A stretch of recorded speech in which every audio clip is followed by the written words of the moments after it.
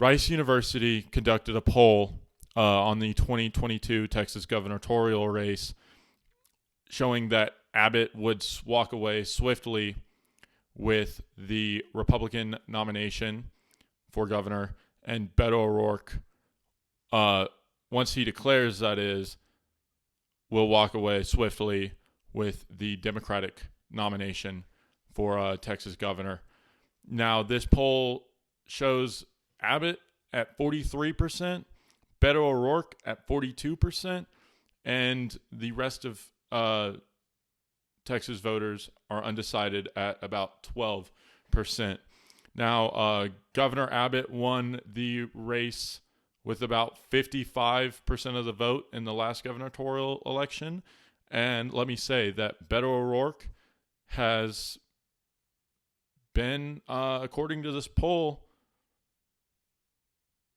succeeding with his strategy of walking through these small Texas rural towns, knocking on doors, and simply asking for the vote of some of these people.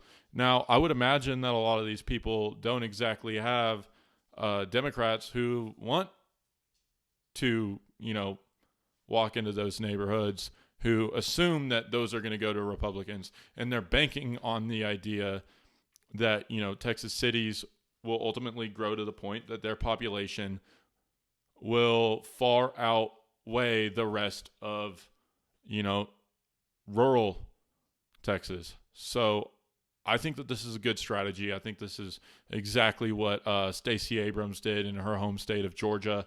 That's how Georgia actually managed to elect 2 Democratic senators, as well as they voted heavily in favor for Joe Biden in 2020. So whereas I was kind of unsure as to whether or not, Beto could win in a state like this, and granted, this is only a poll, it's a little bit exciting. And I must say that, Governor Abbott's hard shift to the right, enacting the heartbeat bill among many other restrictive voting access legislation. Yeah, it's kind of exciting. And, Virginia, they just elected Youngkin, which Virginia was a 10-point state for Biden.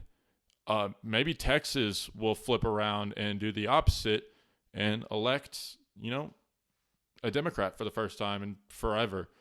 Like I said, the state's been growing quite a bit.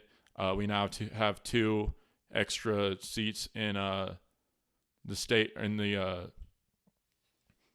federal House, in the U.S. House of Representatives. However, we can't be sure that those seats are necessarily going to go to Democrats due to, Abbott's restrictive voting measures and the fact that, this state looks like a fucking bowl of spaghettis the way our districts are drawn. But yeah, Beto, get out there, declare, keep doing what you're doing, and I look forward to voting for you in the 2022 election.